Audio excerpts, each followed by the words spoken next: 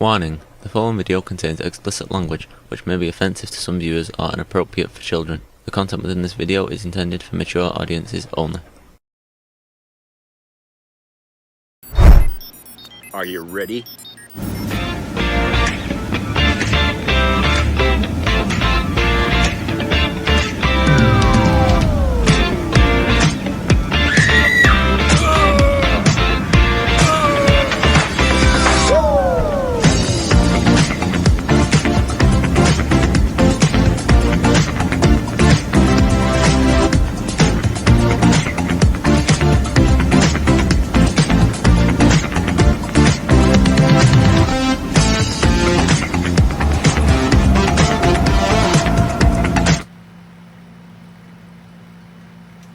Goddamn thing.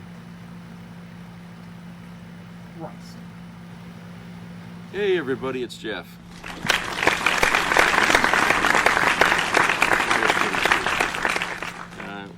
Happy Monday. As happy as that can get, huh? Oh, pretty miserable out there. I mean, it's actually nice out. It's sunny. It's humid. It's like in the high 80s right now, and humid, very humid. We had some thunderstorms early this morning, and then it just, the clouds kind of broke a little bit, and it just, you know, the sun come out, but it's still kind of cloudy a little bit. But yeah, it's hot and humid, and Jesus, I was out on the Hogan Road. Some jackass just coming out of where the old Kmart used to be on the Hogan Road, not out of that parking lot, but that little street that goes between the parking lot and the other parking lot to the other businesses across the way. This fucking asshole pulls right out in front of me. I mean, I mean, if I hadn't have been, you know, looking forward, I'd have ran smack into him. The brake wasn't enough. I had to actually swerve, and I felt I was going to tip the damn truck over just to get out of his fucking way. And he waves it at me as he goes. I'm thinking, you fucking prick. And him in his little car, he'd have been toast, you know, because, you know, his driver door was right there on my bumper. I mean, Jesus Christ. You know, it's like, you know, you see a car coming and you wave to me, so it's not like he didn't know I was coming. He knew, and he gunned it, you know. There's so many terrible drivers out there. You just can't, you cannot fucking avoid, it seems, at some point in your driving career, to get into an accident of some kind. Because, you know, it's never you that's the problem, it's the other guy. You never can anticipate what the other guy is going to do. You might think, oh, they stopped and they're not going to come out, and then all of a sudden they gun it and they come out, and you know, and just like what that guy did.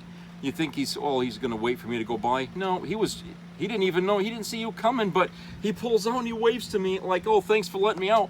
You know, you son of a bitch. It's more like, thanks I didn't hit you, because I almost did. Jesus Christ.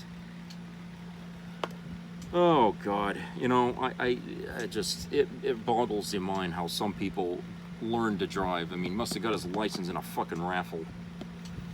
Oh, so anyway, today was a big day in Florida, in Miami, Florida. Apparently ICE started focusing their efforts down there, rounding up the Cubans and stuff like that and deporting them. But they didn't regret, some of them anyway, voting for Trump, even though they have now been separated, their families are separated because of ICE. A lot of these people, because they did say close to 75 to 80% of people in Miami voted for Trump, and most of the people there are like Cuban immigrants and stuff like that. So there was a lot of Latinos in that part of the country that voted for Trump, and a lot of the Latinos have been so far been rounded up and deported, and they're all screaming foul, you lied to us and all this and that, even though they were told flat out by the left wing that this was going to happen. You know, that Trump, if there's anybody who's going to abuse their power in office, it's going to be Trump. He's the guy to do it because he's got no fucking ethics. Okay? He's nothing like Joe Biden. I mean, people took for granted that, you know, president always got ethics. No. I'm sorry. If that was true, we wouldn't have had Watergate, okay? If that was true, we wouldn't have had the shit that went on under George W. Bush. Presidents are not always ethical, but it's on our backs that we have to find out if they are. And if we don't do that, then, you know, the chips will fall where they may. And right now, these people didn't bother to check Trump out and find out how ethical he was, and now the chips are landing on their heads. And a lot of these people are being, you know, sent to wherever. I mean, who knows where these people are being taken. You can't expect the truth from the Trump administration. So there's this video here from Ben Meiselas going to talk about that. So let's go to that video. And we're hearing more and more stories about Trump supporters getting deported, getting separated from their families, getting the treatment that they claimed was never going to happen to them. I want to talk about all hell breaking loose in the United States, in cities across the United States. And I will show you some Trump supporters in this first clip, but then I'm going to pivot and just show you some of the other situations that we're seeing across the country as the Trump regime turns the streets of our country, of our cities, into a literal war zone. So here are Trump voters feeling blindsided and betrayed after, in this case, his wife was arrested by ICE at a green card interview. This guy says, "I voted for change, but I didn't vote for this." And last year, Canadian Cynthia Oliveira, 45, who had been in the U.S. since age 10, got a work permit under the Biden administration. But here's what the Trump regime did. Let's play this clip. You voted for Trump. How do you feel now? Horrible. What did you vote for? I voted for change, but I didn't vote for this change. Through tears, wearing an ICE-issued uniform, Cynthia Oliveira begs the Canadian government for help. I really do need their help. I don't want to be in here. The mother of 3 is currently being held by ICE at this detention center in El Paso, Texas. She says her nightmare started on June 13th when she went to her green card interview. You thought you were going to be getting your green card, but instead they arrested you. Did they trick you? Yes. They said, look, you know, she's getting deported immediately. Cynthia's husband, Francisco, is a U.S. citizen. She says her parents brought her to the United States from Toronto when she was just a little girl. The U.S. is my country. That's where I met my husband. That's where I went to high school, junior high, elementary. That's where I had my kids. And like her husband, she too supported President Trump's promise to launch the largest deportation program of criminals in American history. My wife is a very, well, up until 18 days ago, was a strong believer in what was going to happen the next 4 years. But we feel totally blindsided, betrayed. Now, we'll talk about what's going on with the Venezuelans in Miami and in South Florida. And, you know, a lot of Venezuelans for Trump out there. Donald Trump made a lot of promises to the Venezuelan community. As I'm sure you know, former President Biden protected Venezuelans, Cubans, Haitians, all groups with temporary protected status, assuming you qualified for TPS. Donald Trump revoked TPS. He's building concentration camps in the Everglades, although the way it was built in the swamp area, it's already flooded and kind of non-functional at this point. But let's take a look at what the Venezuelan community, how they're responding to what's taking place. Let me show you. This Venezuelan business owner said the political instability has led to a 20% drop in revenue. It's affected your clients as well as the people who work here. Here in Florida, Trump won almost 70% of the Cuban American vote in 2024, along with 61% of Doral, home to the largest Venezuelan American population in the U.S. They used us. Adelis Ferro is the co-founder and executive director of the Venezuelan American Caucus. How is the Venezuelan community feeling right now, especially in the context of these deportations? Desperate, terrified. There are people with mental health issues. There are people with panic attacks, anxiety attacks. They rather to die than go back to Venezuela, and then people you have are to stop. Talking about taking their lives. I have those messages. The ripple effects affecting families and businesses. Entiendo que hay mucha gente que ha invertido, tiene negocio. A lot of people have already invested in businesses here and they've stopped because they just don't know what the future brings. Still, experts say the current turmoil may not hurt the Republican Party. Now, pivoting away from the Trump supporters who are having their lives impacted and showing you things very close to my home here in California where I live. These are neighborhoods that are very, very close to me. And so this has a profoundly very personal impact, although all these stories feel deeply personal to me. As you may know, my wife is first generation American. Her family's from Guadalajara. And her family, I'm not going to say the specific city where they're from, but they live in these areas where this is taking place, and they have the ICE going on their streets on a daily basis and attacking people in their neighborhood. Here's what went down at El Rancho Unified School District in Pico Rivera, California. It's near Los Angeles.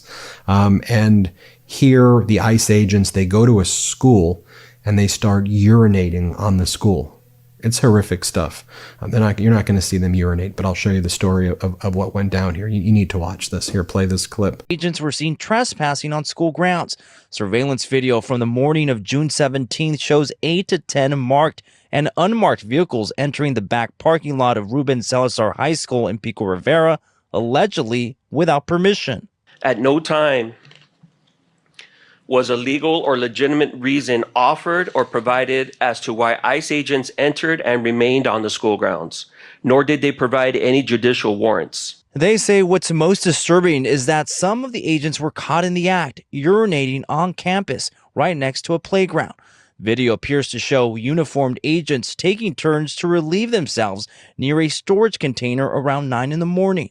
These actions by DHS and ICE agents raise alarming and pressing questions regarding ICE's behavior and judgment, as well as the concerns about the rights and well-being of those involved. District officials have sent this letter to DHS Secretary Kristi Noem and ICE Acting Director Todd Lyons demanding an investigation.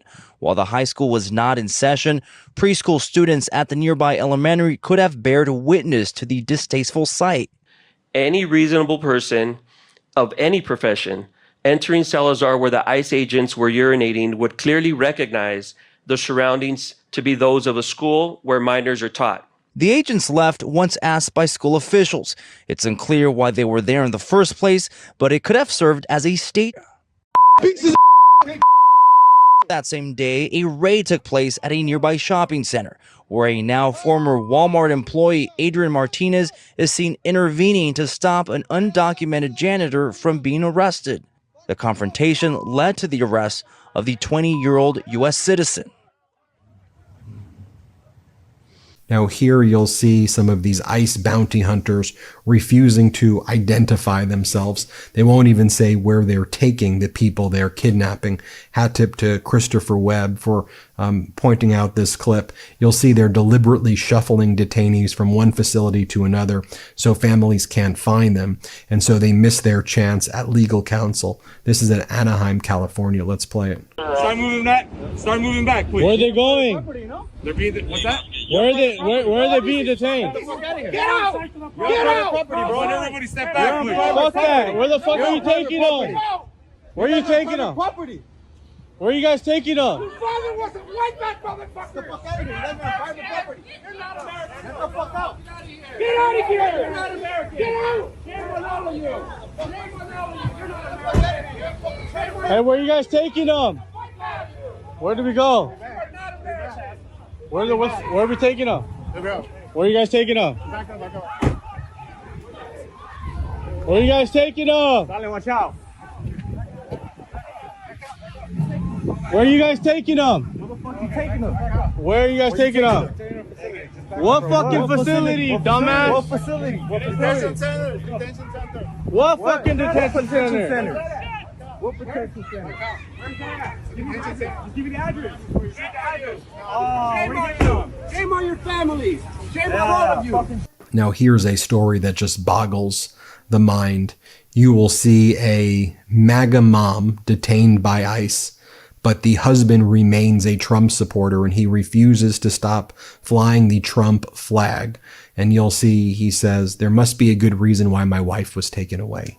Watch for yourself what he says in the video. Words to that effect. Let's play it. An Iranian woman detained by federal agents. She and her family, all supporters of President Trump. You see the MAGA hats. President Fox 11's Matthew Seedorf live for us in Diamond Bar. And Matthew, those Trump flags staying up tonight. Yeah, those flags staying up. This family still supports Donald Trump despite their mom being detained. The final moments home for an Iranian woman detained by immigration agents. Thank you. A mother Monday going inside to say bye to her 4 kids. She came and kissed the kids and that was it. That's the last time I saw her. A proud President Trump supporting family in Diamond Bar. Election time was here. I had a full 3-4 flags out. Even while their mom faces immigration questions. Has your opinion changed on this? That's a good question. Somewhat it has. Just because I'm going through it. I was very selfish before. Well, what I see right now is, okay, there's a reason for it. Arthur Sahakian's wife, Arpaneh, was born in Iran and moved to the United States when she was 3 as a refugee. She cashed a check, I believe it was less than $200, and this is all where it started. Then, about 15 years ago, her green card was revoked over a conviction related to theft. It's all misdemeanor stuff. Arthur says they've been going through the legal process towards regaining citizenship with check-ins every 6 months or so. She just went in April, and they said, okay, you're fine, have a good day, we'll see you back in September or October. Now here we have an ICE arrest in Pasadena of a mother without a warrant, and it turns out that they've abducted the wrong person. Hat tip to long time, first time for their description of what went down. Only 2 of the 3 agents had a badge. None were in uniform. Quote, I didn't know if I was witnessing a hate crime or a kidnapping, said a witness. Video cuts off just as the daughter begs, call the police. And because they might have been law enforcement, I wasn't even sure whether to call the police. Jillian Reed did end up calling 911, reporting what she thought was a possible kidnapping. Rosalina Luna Vargas was eventually taken into custody despite her 2 children's best efforts. After inflicting all of that trauma, ICE later admits that they arrested the wrong person by mistake in the first place, told the family they had just been in the wrong place at the wrong time. Watch this. You have a warrant. You don't have a warrant. Where is it? Where is it? No, you don't. No, you don't. Show me. Show me right now. Where's the warrant at? No. Show me the warrant right now. We're not gonna let her go. Yo, get your hands on my mom.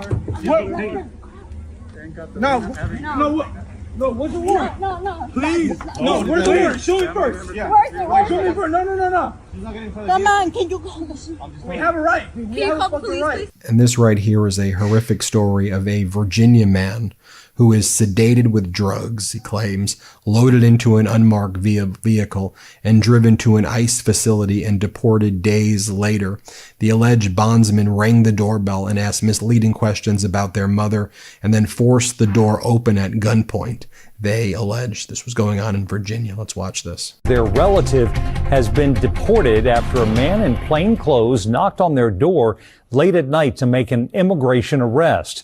The family said the man didn't identify himself and at one point pulled out a gun. The Arlington County Board Chair is calling for an investigation now into what happened. Our Northern Virginia Bureau reporter Drew Wilder has our story. An Arlington County family was about to go to sleep the night of June 11th when, all of a sudden, home security camera video shows a man at their neighbor's front door. Then he came to their door. It's 11:30 at night. What do you need? And he's like, just open the door. Like, I cannot hear you. Just open it. Sandra and her youngest son, Joseph, asked us not to show their faces for this story. Sandra was in bed that night with her partner, Orlando. Joseph and his brother were getting ready for bed when the stranger knocked on their door. The boys called the police. There's an unknown male knocking on the door asking for the caller's mom. They're not expecting anyone. Another angle of the security camera video shows Arlington County Police arriving at the family's home. Joseph says his brother went outside to talk with police and noticed the stranger was also talking with police. Joseph says when his brother came back inside, that's when the stranger made his move. Our door was closed and he forced his way in very aggressively. When he came in, I was standing and he shoved me out of his way and I was screaming for help and he pointed his gun at me. He had his gun pointed at my head the entire time.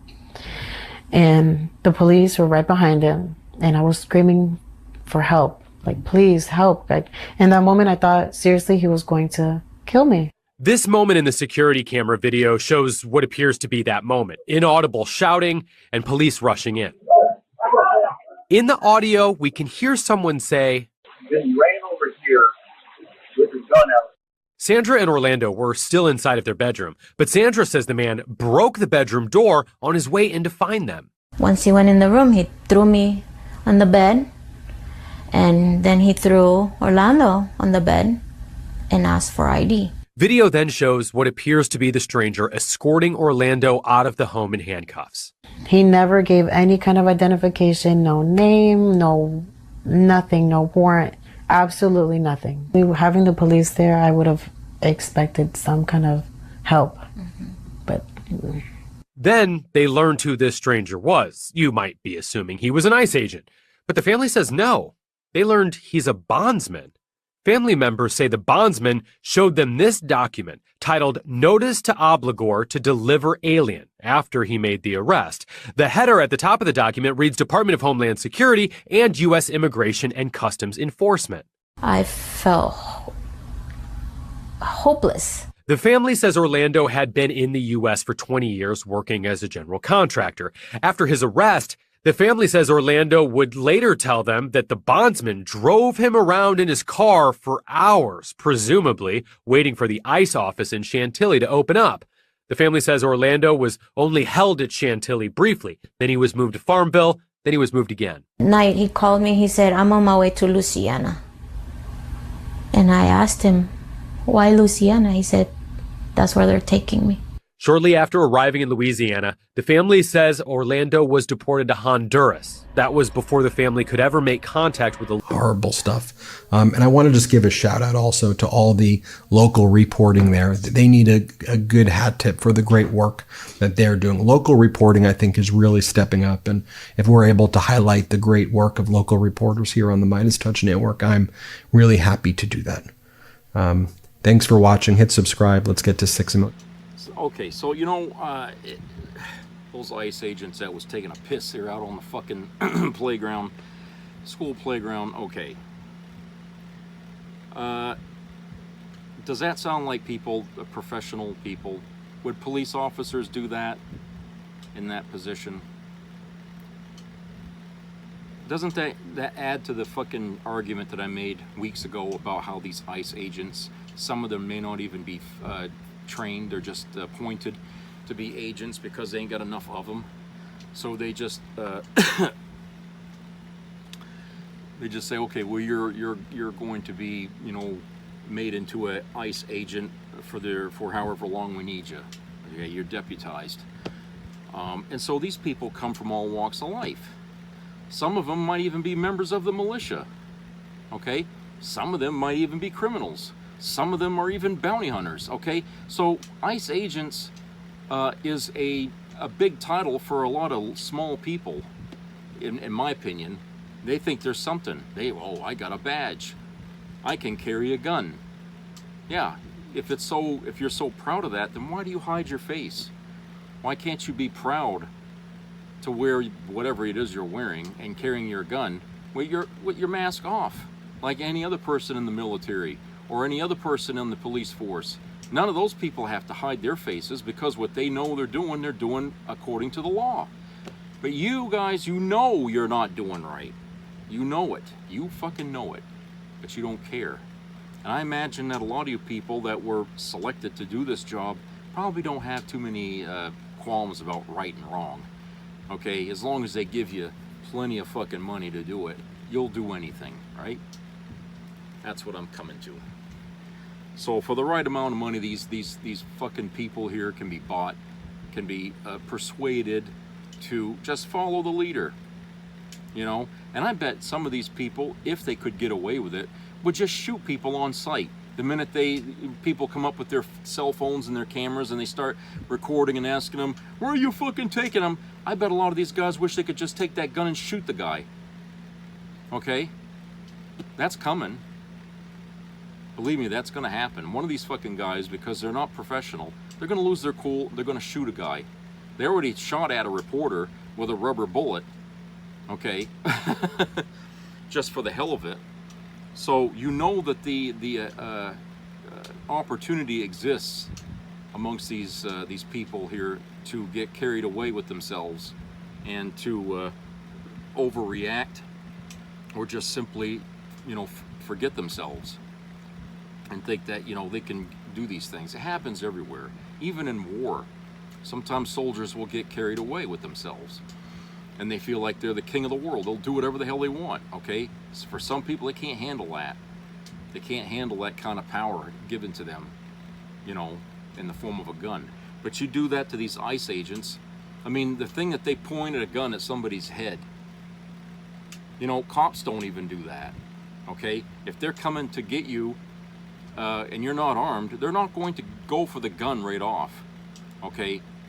They'll come to you probably with a taser or something like that, but they're not going to point a fucking gun at your head to make you comply. They'll only do that if they feel their life is in danger. But how is a woman going to make a guy feel like he's in danger? This big belly guy, this woman that they went after and put a gun to her head, did they really think that, you know, she would pose some sort of danger to them, that they had to do that? No, of course not.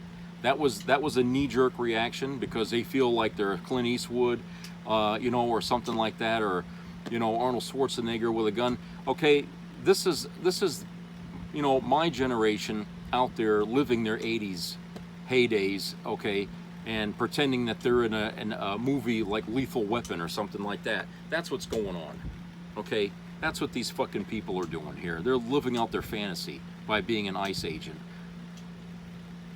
But I remind these folks that if they really thought that what they were doing was right, they wouldn't cover their faces at all.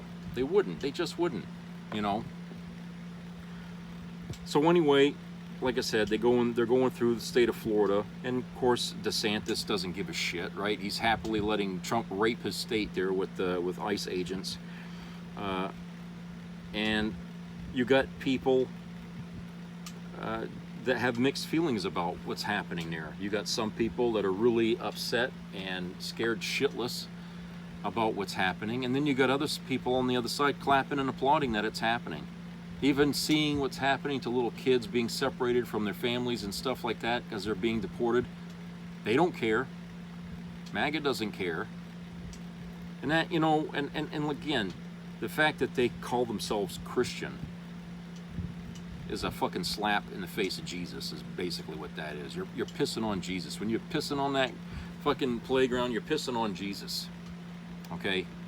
Going around saying, oh, I'm Christian, but I'm also MAGA. It's like, oh, I'm a KKK member, but I'm also an angel.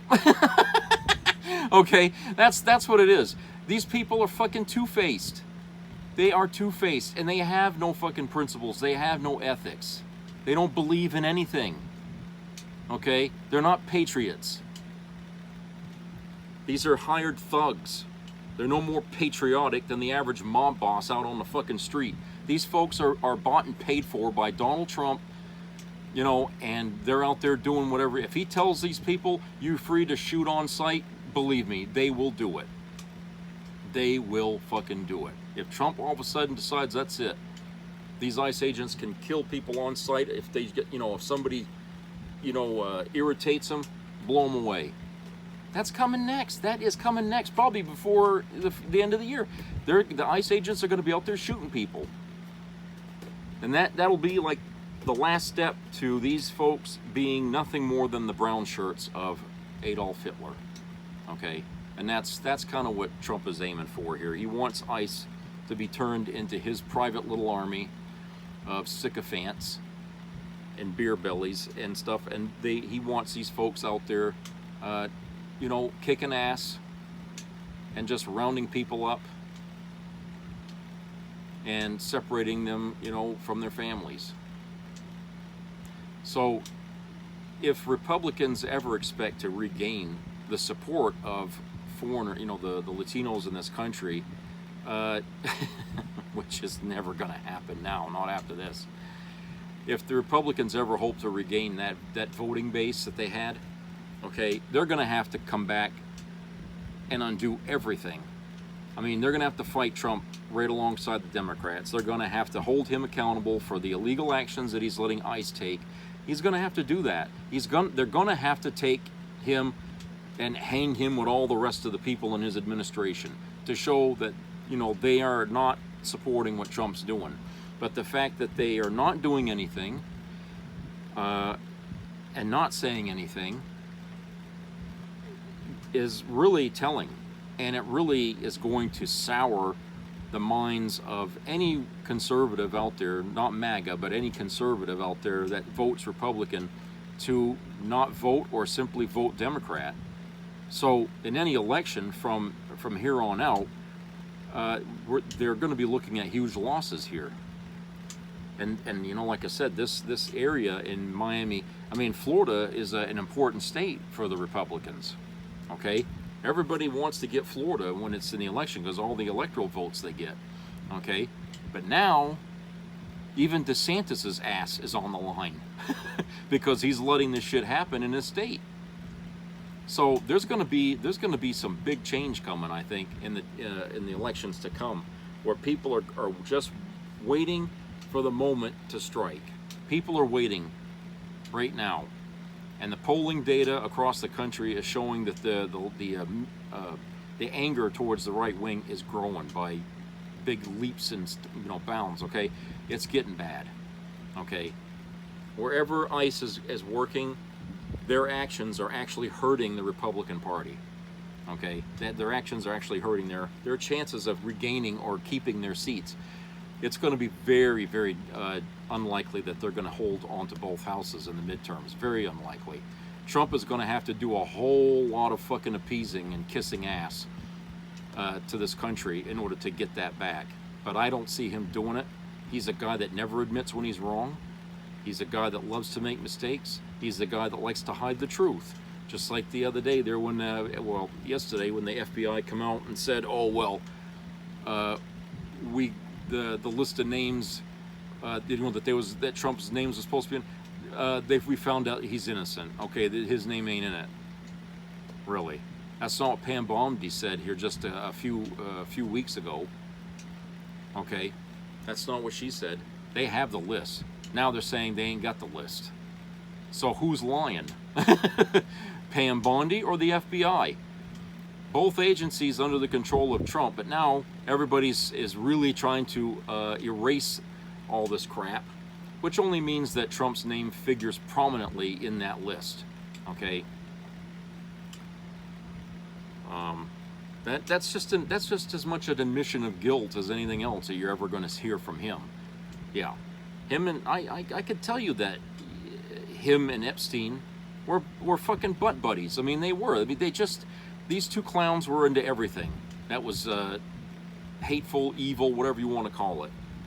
Because what the hell does a rich man do with his free time? Because he never could run anything. All his casinos, he bankrupted, which means he ain't there doing his job. He's out golfing or doing something, hanging around with parties of girls. This was a playboy. Trump was a fucking playboy all his life. And Jeffrey Epstein was his playboy mate. Okay? Those two idiots, all they did was hit clubs and screw women all the time. That's all they ever did. That's all he was ever good for. All right? Christ.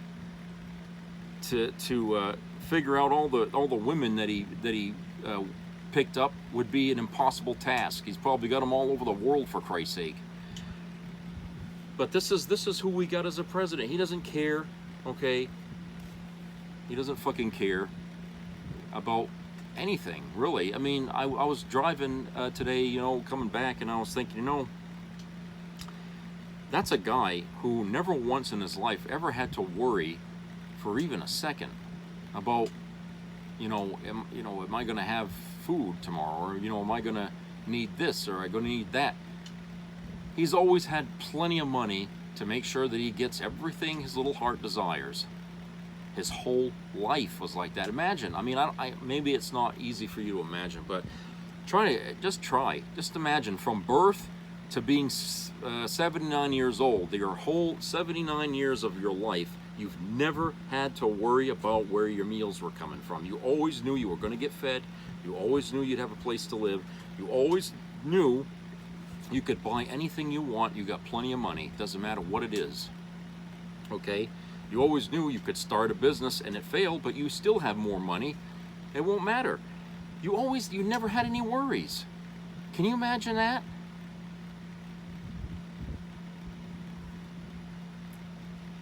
So how can this guy that the working class, some of the people in MAGA are working class, how can these people think that, oh, he reaches to us on our level? Really? How many of you people are billionaires?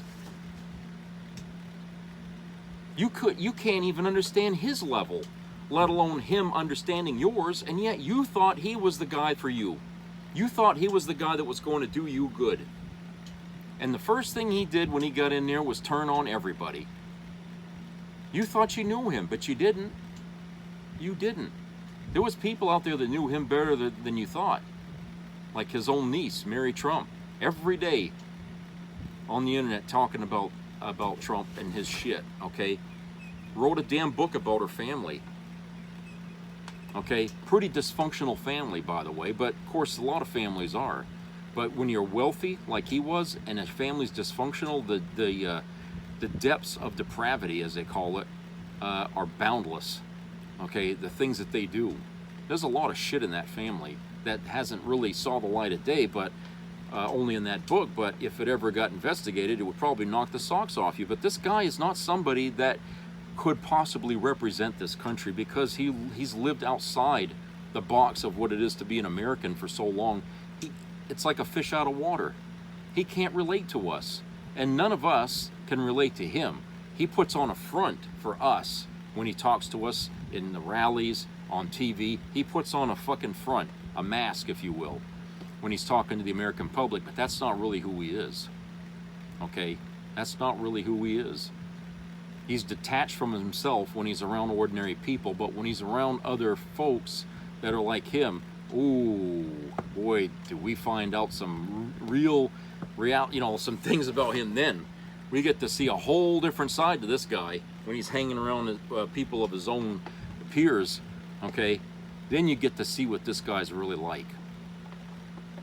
But, MAGA is not interested in seeing that. They want to believe in the face that they see, the mask that he wears. They want to believe that that's Trump, okay? No, it ain't.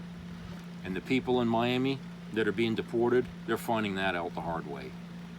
Okay? And like I said, this is the phase that, everybody in this year is all, they fucked around last year and now they're finding out this year, and next year it's going to be retribution. People are going to want his head on a fucking platter. And that's what we're going to. But things are just really, really getting dicey down there in Florida. And when it's hot down there like it is right now, and you got anger boiling to the peak, I mean, overnight, there could be riots all over that fucking city. The police would not even be able to control it. I mean, that's how mad people are down there right now. And when you got anger mixed in with betrayal,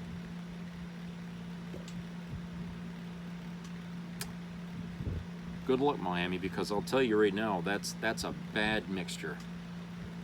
Betrayal is like one of the worst things. I mean, you slight somebody in life and that person's going to hate you forever, okay? And Trump, well, he slighted a lot of fucking Latinos down there. He made them think they were going to have a good future with him and everything, and what did he do? He cut them off by the fucking kneecaps, every one of them. So the people that are still here, the other parts of families that haven't been deported, they're gonna want revenge. They're gonna want something, okay? So anyway, let's go to a commercial break. We'll come back.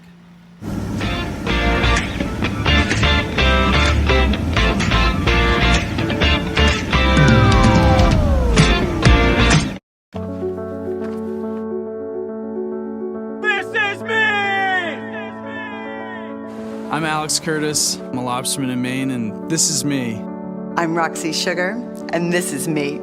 I'm Eric Hopkins. I'm an artist, and this is me. This is me. Me. This is me. This is me. At the end of the journey, the main thing is you, original. 80 years ago, the guns fell silent across Europe. The bloodiest war in European history ended with the unconditional surrender of Nazi Germany. This was good versus evil, and good won. They came from small towns and big cities, the men and women of America, ready to die in places they had never heard of, for a people they didn't know. Why did this greatest generation sacrifice so much?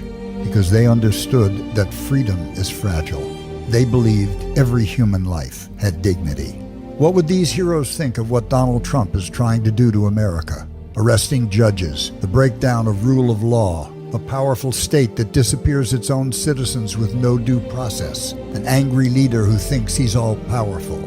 They saw it and gave their all to end that evil. Today, 80 years since VE Day, let us honor the greatest generation by holding their values dear. They had different politics, but they knew right from wrong. They knew what it meant to be an American. Now it's our turn to fight for America, to stand up to a darkness that threatens the basic rights of Americans, a leader who believes he is above the law. No one is asking us to charge across a bloody beach. All that's asked of us is that we remember the greatest generation's legacy and prove we're worthy of their sacrifice, that we are worthy to call ourselves Americans.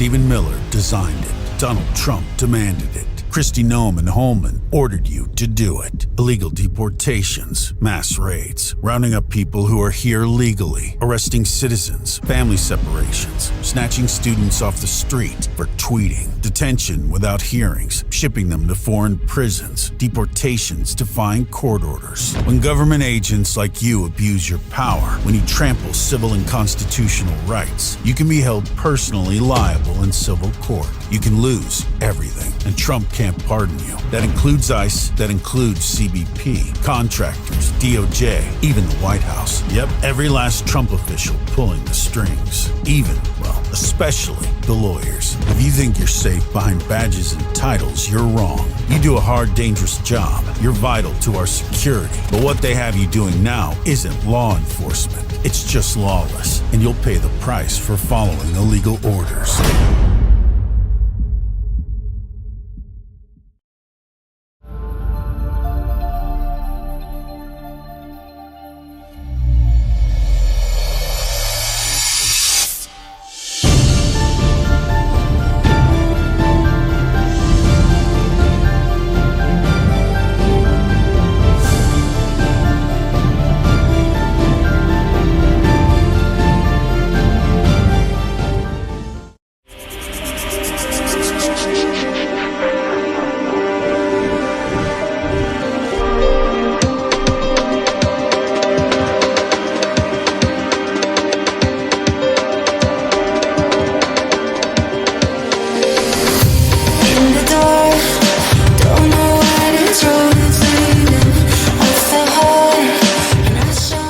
Hey guys, what's up? Have you heard about the blue salt trick for men? This interesting method has been gaining some attention, and if you're looking to boost your performance, energy, and blood flow, this could be the natural solution you've been searching for. So, what exactly is the blue salt trick? It involves using mineral-rich blue salt to improve circulation and support overall vitality. Many people claim it helps with increasing endurance and even boosting performance in the bedroom. Sounds intriguing, right? But here's the catch. Not everyone has access to high-quality blue salt. And even if you do, your body needs more than just minerals to perform at its peak. That's where Nitric Boost Ultra steps, which employs the same method of blue salt trick for men. Nitric Boost Ultra offers a scientifically backed, proven way to naturally supercharge your blood flow. It helps you feel stronger, last longer, and perform at your best with its powerful blend of nitric oxide boosters. One of the key ingredients in Nitric Boost Ultra is L-arginine, an amino acid that helps widen your blood vessels, delivering more oxygen and nutrients to your muscles. This translates to better endurance, faster recovery, and improved performance.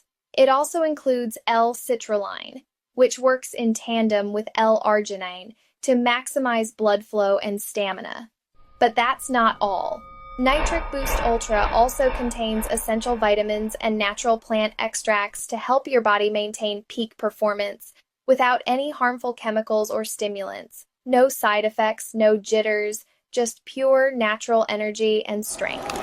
If you're thinking about trying the blue salt trick, go ahead. But if you're after a reliable, effective, and scientifically backed way to elevate your performance, Nitric Boost Ultra is your go-to solution. The best part? It's super easy to use. Take 1 scoop of the powder with a glass of water every day, or mix it in a smoothie or tea if you want. Within weeks, you'll feel more energized, stronger, and more confident in every aspect of your life. Ready to unlock your full potential? Don't wait. Try Nitric Boost Ultra today. Grab it directly from the official website to ensure you're getting the real deal. And I'd love to hear your thoughts. Have you tried the blue salt trick? Or are you excited to give Nitric Boost Ultra a try? Drop a comment below and let's talk. That's all for today, guys. Don't forget to like, subscribe, and hit the bell icon so you don't miss out on more tips to keep you at your best. Take care, and I'll see you next time. I thought I'd just get head spins, not nicotine poisoning. Oh my god. His vape taped. I wanted to be social. I didn't want the addiction that took over. I thought it was just a bit of fun, but not being able to breathe because of lung damage is definitely not fun. It's proven that vapes cause real harm. Every vape is a hit to your health. For more proof, search vaping harms. Be a part of the entertainment value of a lifetime.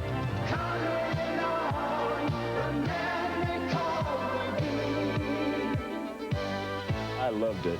It was the best performance I've seen in a lifetime. I loved the show. I liked it very much. He's a very entertaining man. It's well worth the money. Now appearing in Charlottetown, coming to Halifax November 6th to the 18th, and St. John November 20th through the 26th.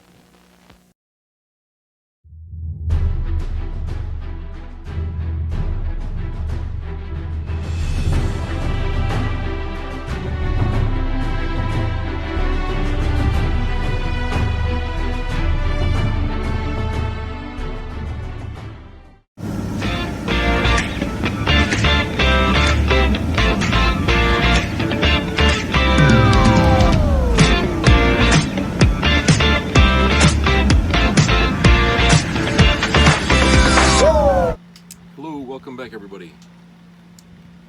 All right. I was thinking, you know, it's bad enough that Trump isn't really wanted in other countries, but imagine if states decided we don't want Trump setting foot on like Idaho soil or Maine soil or anything. What if the states decide to ban him from showing up? Okay. I wonder what would happen then if you know, especially the blue states out there that hate his guts, and the governors that run. I mean, they ought to try it. Say, look, we passed the thing. You're not allowed here. We don't want you in this state. You are not welcome here. And see what happens. Okay, we've got to do something. I mean, it seems like a lot of people are really getting sick and tired of the Democrats just waffling around, you know, giving, you know, idle threats and shit like that and not following up. Okay, we're getting sick of that. In fact, we're willing to lump them in with the rest of the MAGA people out there and say they're responsible as a whole. You know, I'm almost at that point and saying, look, we can get mad at MAGA for putting us in this position, but we can also get mad at the Democrats for keeping us in this position. It's time they need to step up, and it needs to come very soon. We're tired of waiting. If these people want to win majorities next year, they're going to have to fucking earn it. You know? Now, this next video that I have here is more of a local issue, or local meaning the state. Our governor went and had a meeting with the head premier, I guess, or the president of New Brunswick, I guess, trying to smooth things over with them. You know, basically she's like, you know, you're hurting us. You know, the Canadians aren't coming to Maine, it's hurting our businesses. And, you know, she's up there trying to ease their minds, trying to tell people that, you know, hey, you should try, you know, we've always had a good relationship in the past, you know, let's keep that up. So let's go to this video here and we'll discuss that. New Brunswick's Premier, Susan Holt, just met with Maine's Governor Janet Mills, and it wasn't just for a photo op. This was a very public attempt to ease rising tensions between the province and the state. Citizens were there. Voices were heard. But let's not kid ourselves. This meeting happened because Maine is hurting and they're feeling the pain. That's the real reason. In today's video, I want to break down what's going on, why it matters, and give Premier Holt the credit she actually deserves for how she handled it. Let's get into it. Look around Canada and there's plenty to show off. But new data shows we've had fewer tourists, including Americans. April saw a nearly 9% drop in U.S. visitors compared to last year.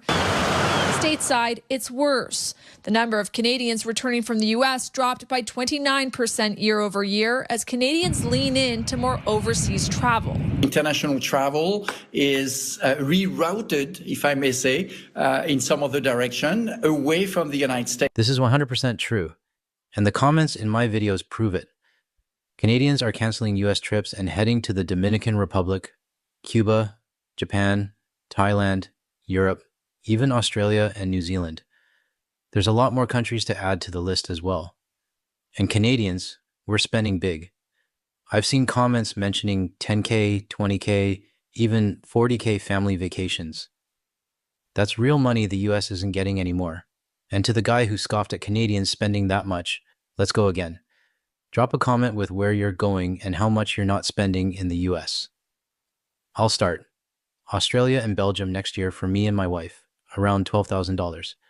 Gone from their economy. Let's keep it going. Maine has seen fewer Canadian visitors. Today, its governor promoted her state in New Brunswick and heard Canadians' travel concerns.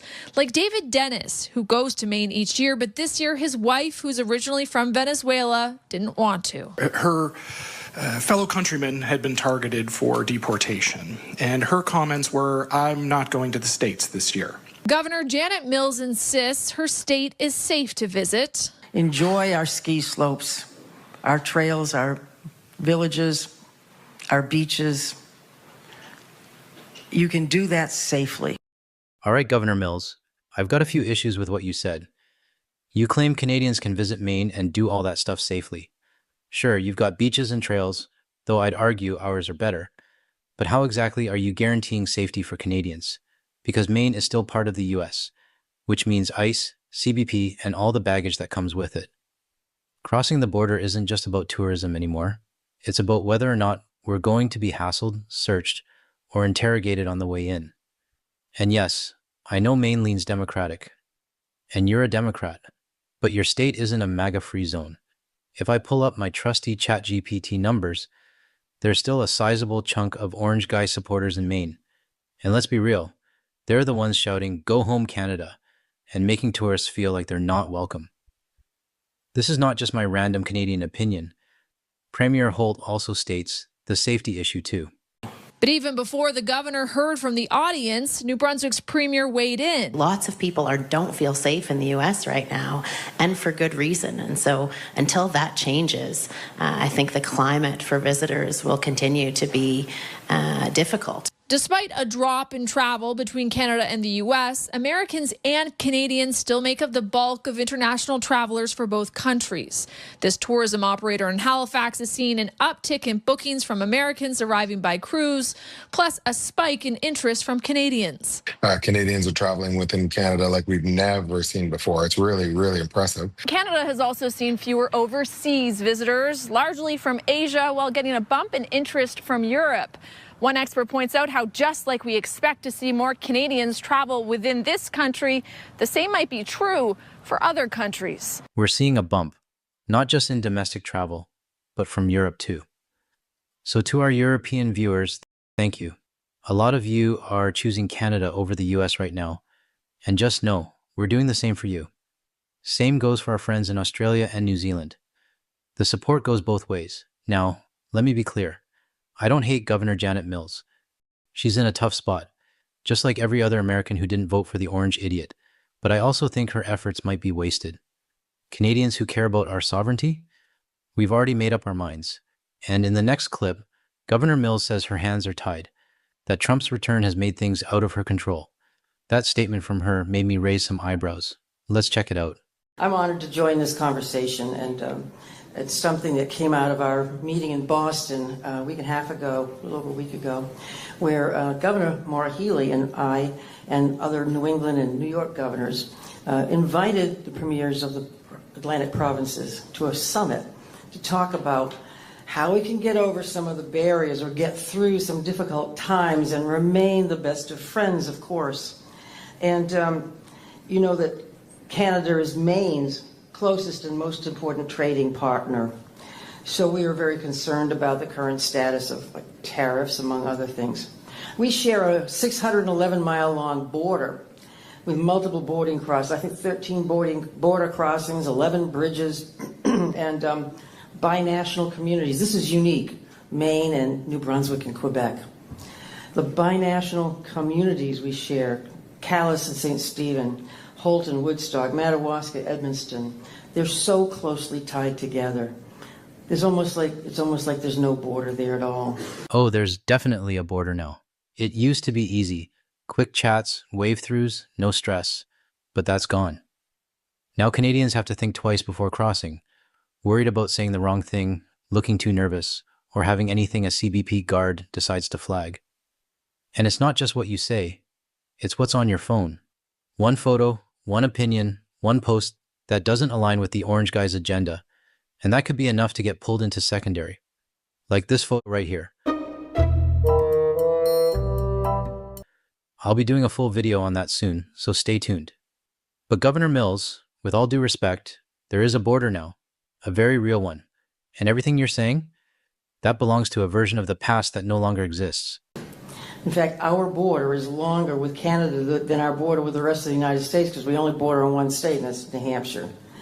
Last year alone, we traded more than $6 billion worth of goods and materials, nearly $5 billion of which came from Canada into Maine. Think about that, what you're doing in trading to Maine. If it were an independent country, New Brunswick would be our largest export market, 5 times the size of our export markets in China, Japan, and Germany together. New Brunswick-based companies like Cavendish, Irving Oil, Irving Lumber, Katahdin Forest Management, Eastern Maine Railway, McCain Foods, and tons of other companies. And companies, Canadian-owned companies in Maine, employ thousands of Maine people in industries in farm supplies, food processing, forestry products, and energy production. The transfer of goods between us, New Brunswick and Maine, is constant and critical, especially when it comes to energy.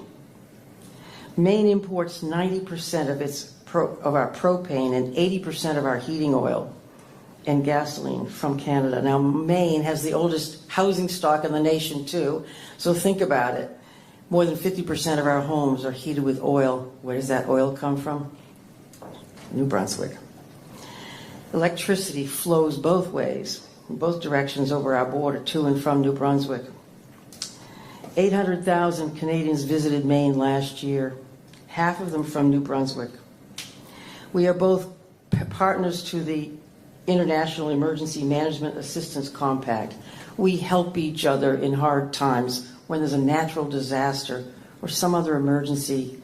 Our emergency people go to Canada. Canadian emergency people come to Maine. Is it just me?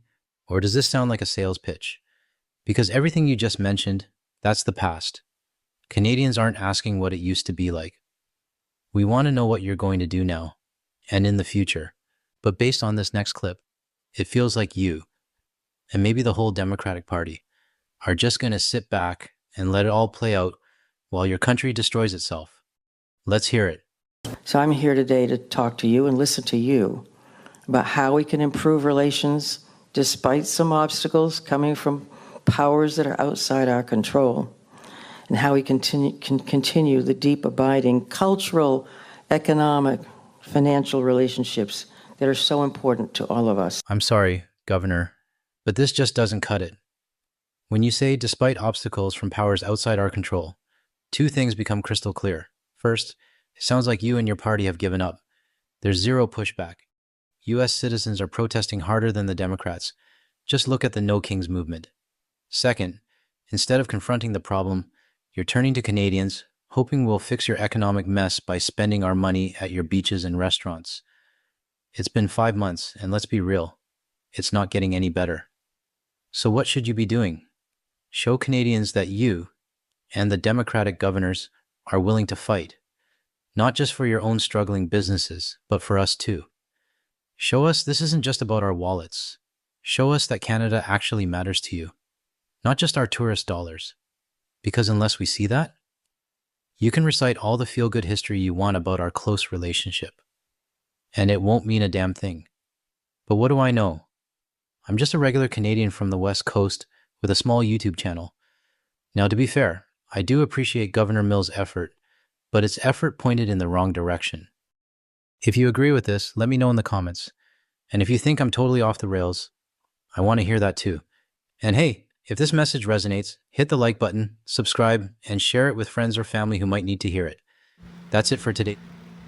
Yeah, pretty, you know, the guy here that did this video obviously is Canadian, but he's got very good points. Very good points. And it's like he said, Governor Mills went up there and she's talking all this stuff, but everything she's talking about was what was, okay, when Trump wasn't the president, okay? And, you know, it's just, yeah, we've had good relations with the Canadians, but now they're scared to death to come down here. They don't want to come down here and mistakenly get picked up by ICE and detained, because they did detain a Canadian here and they died on, you know, in detainment. And they're scared, and I don't blame them for not wanting to come here. I mean, they're smart to stay the hell out of the United States. And yes, there are plenty of MAGA people in Maine who voted Trump, obviously, but there are plenty of MAGA. It's not all blue in this state. It never has been.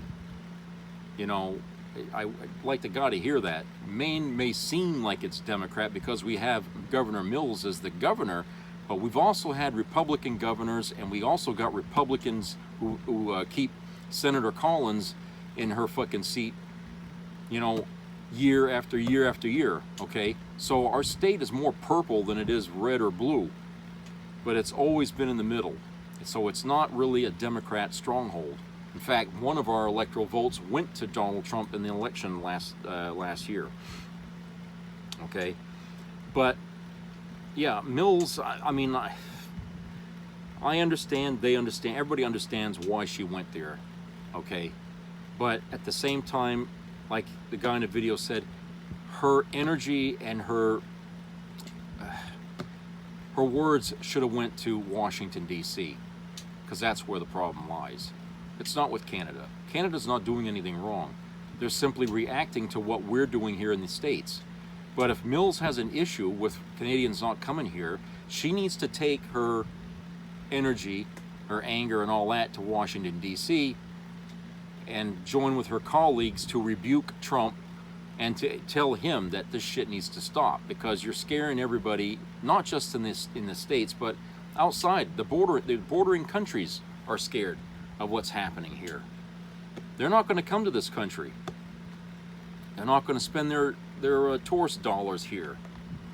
Okay, people are going elsewhere to have a vacation, but America's not on the list anymore, and you cannot repair that overnight. Okay, it's easy to wreck something, but you know, to try to regain that trust again, like after Trump is dead and buried, to regain that trust so people will come back, you know, it takes a long time. They're going to have to see some real change in this country before they'll come here again. Okay, so this damage is going to last. What's happening, and there's not a thing a governor is going to be able to do about it. Okay, that you're talking about something that's over her pay grade, as they say in the military.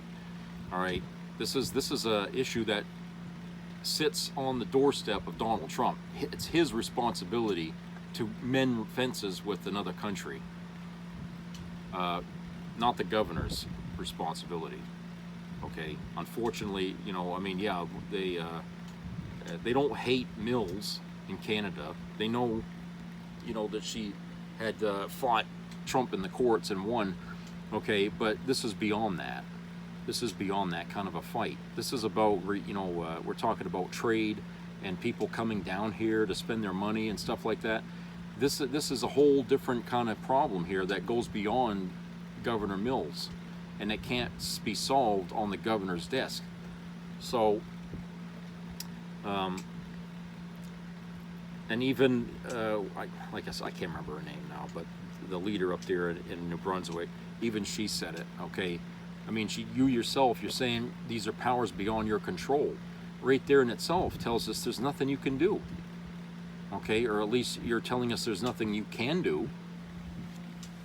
When you say that what's happening here are issues that's beyond our control, then how can you expect us to trust that going into your state isn't going to lead to a lot of our citizens getting rounded up? Because ICE, they operate on a federal level, which means they're going to be into your state.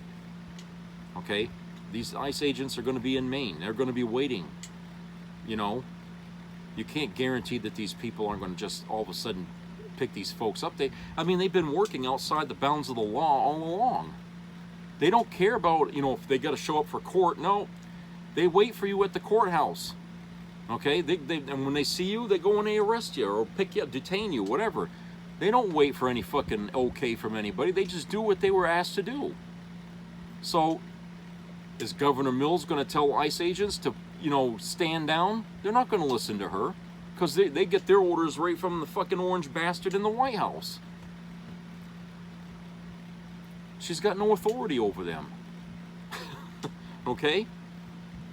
And unless Governor Mills is willing to put up a fight against federal agents and stuff like that, you know, there's nothing she can do. So, I mean, I'm not really sure what she hoped to accomplish going there. Like the guy said, it sounds like a sales pitch. At the end of the day, whatever she intended to do, it really is nothing more than a sales pitch. She's trying to motivate the citizens of Canada or New Brunswick to come down here, but that's not going to happen. I saw it over the weekend. Went to Searsport. I could see how no Canadians in the state have affected the state's economy here already. We're going to have a hard time in the days to come in Maine, because a lot of areas of the state depend on those tourist dollars, because we don't have no industry in Maine anymore. Okay, all the mills are gone. All right, just talking to my uncle the other day about that in Old Town. Used to be a big paper mill down there for years. That was there before I was even born. Big paper mill. Almost everybody in that fucking town worked at that mill, and they're all getting paid well. A lot of nice homes. Well, when they closed that mill up, was it in the 90s, I guess? Yeah, somewhere around then. But when they shut the mill down, and that company moved to upstate New York, they did so because it was cheaper to operate there than it was in Maine, because Maine is the third highest tax rate in the country. We're a very expensive state to live in, believe it or not. You wouldn't think so, because it's not a big state and it doesn't have any big, huge cities in it, you know, like you have in California or New York. You know, we just don't have that. So we don't have anything to show for the tax that we have to pay to live here. And that's why people are always poor, because companies won't open up here, because hey, if they can open up somewhere else and it's cheaper, where do you think they're going to go? You know, it makes sense, doesn't it? So our door has never been open to business in this country, and that has had to change for a long, long time, and I don't know when that ever will. But one of these days, one of these governors we get is going to have to bite the bullet and say we're going to have to lower taxes in this state considerably, so that way we can encourage business to come back to this state. And until we do that, Maine is always going to be a poor, poor state. Okay? And it's never going to have any industry. It's going to have a low population. We got the oldest population of all the states in the United States, because all the young people leave when they get out of high school and college. They don't stay here. There's no work here for them. Everything is minimum wage. Okay, you cannot live a life on minimum wage. You got to have 10,000 jobs in order to be able to 10,000 minimum wage jobs in order to make ends meet in this state. People don't like that. They want to be able to have some time for themselves in life instead of just work all the fucking time. That's not what life is supposed to be about. So we just don't have that, and we need to have a serious governor that wants to come into the state and do something about that, because once we get business back here, things are never going to improve. We're going to continue to lose more stores. We're going to continue to lose, you know, people are going to just sell their homes and move. Property values will diminish. Okay. It's going to become a no-win scenario around here.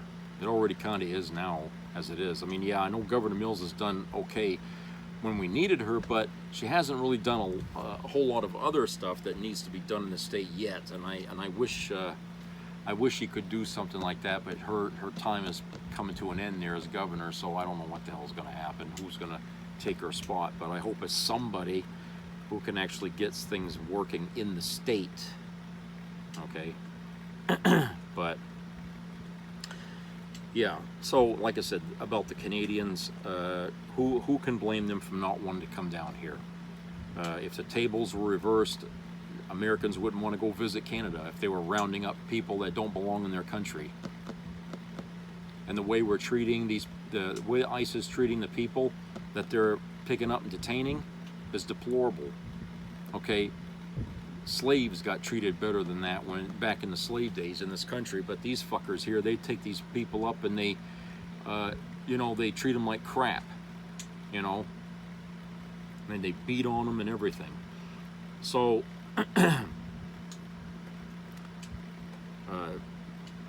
with the issue happening in Miami, Florida, that they were talking about, when people in other countries see that, that just reinforces in their mind that America is not safe. America has gone off the rails. The people in the country are demented. Okay. I mean, just think of it. I mean, when we watch things happening in other countries, what do we think? You know? So, yeah, people are right to look at our country and say it's shit now.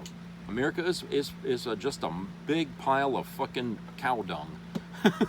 That's all it is.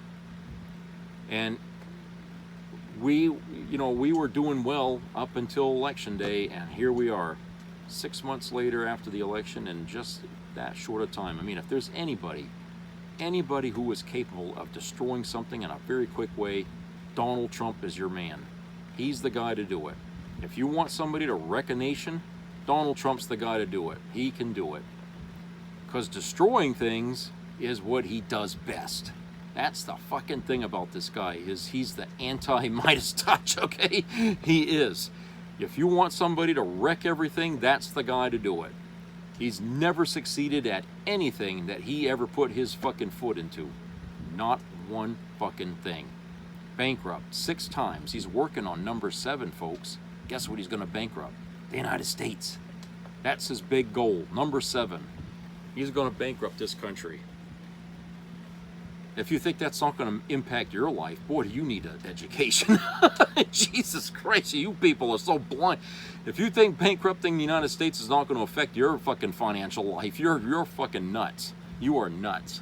You need more fucking help than even Donald Trump does. Jesus Christ. But I hear a lot of you people out there talking like nothing he's doing is going to impact your life. But yet so many of you have had your life impacted by him already. And you've gone on YouTube, you've made videos crying, bitching, you know, regretting that you voted for him. So many of you already have been impacted by him. I mean, what more is it going to take to convince you all fucked up? Why wait until it actually knocks on your door before you finally say, okay, we were wrong?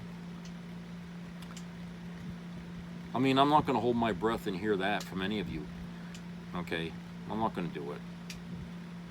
But I'm hoping that in your silence, you'll have come to that conclusion in your own mind that you're not voting for him or a Republican ever again.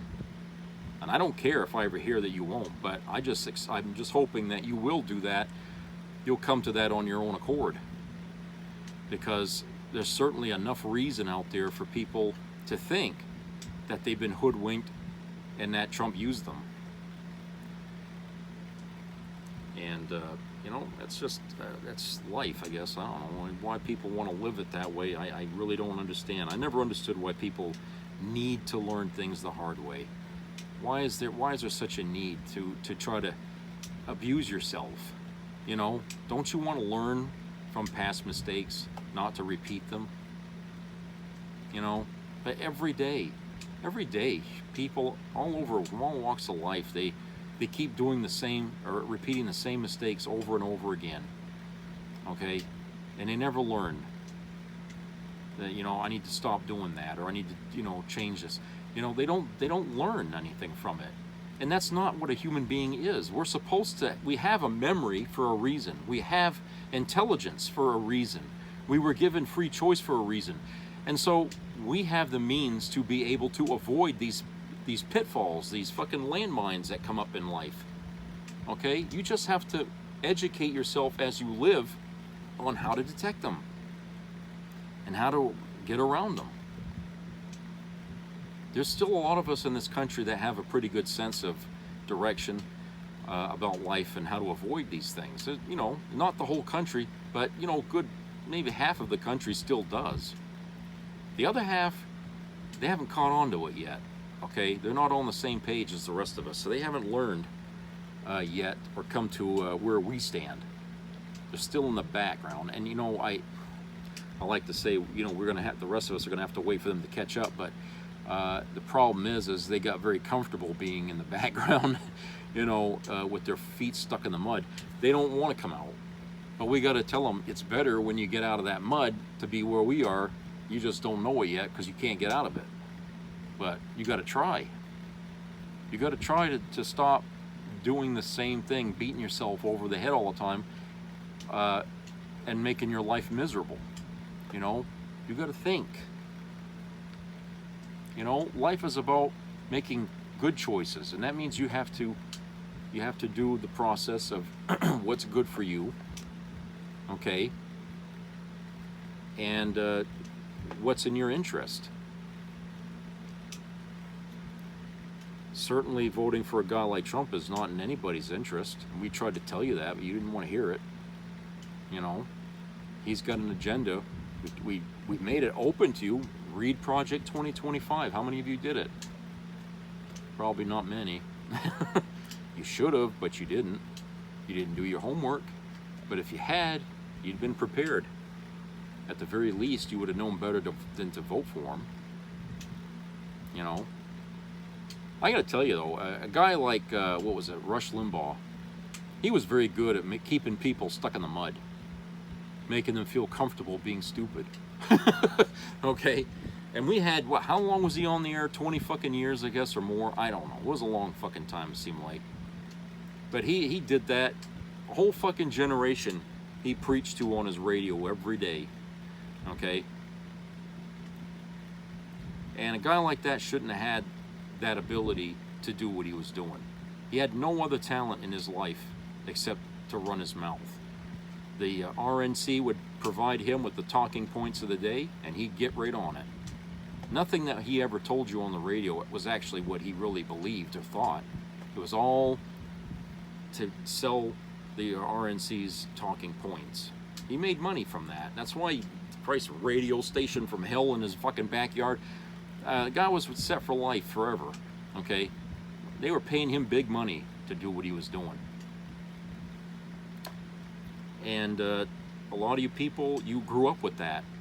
And so it's very hard to unlearn what you've been learned, okay, by this man and others like him.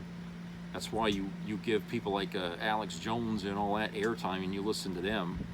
You give up parts of your life to this fucking guy because they fill that vacuum that Limbaugh left behind when he passed away here recently. So, you know, that's you know, it's like a drug. They say religion can be an addiction. Well, so can politics. I think politics, for some, that is an addiction. You know, whether you're Democrat or Republican. I think for some people it's a way of life to just constantly be involved in that. But whether you're involved in it in a positive way or a negative way, that really makes the difference. You know, you can be addicted to politics and do good for people as a politician. You can also be addicted to politics and be like Rush Limbaugh and just fucking run at the mouth every day because you're doing it for selfish reasons like making money, you know. So, you know, it's a bad fucking a bad thing that's happened in our country, and it took decades for us to get here where we are. But a lot of people like Robert Reich, they saw it coming. Bernie Sanders, he saw it coming. He saw what was going on in this country and very little resistance to it. And he knew what was going to happen. They both did, you know. So, anyway, that's it for today. I hope everybody has a great rest of the work week. Subscribe, comment, share. Keep your ears open for health issues. And be nice with your neighbors and try to help them out if they need it. And just be good to people. I'll talk to you guys later. Take care.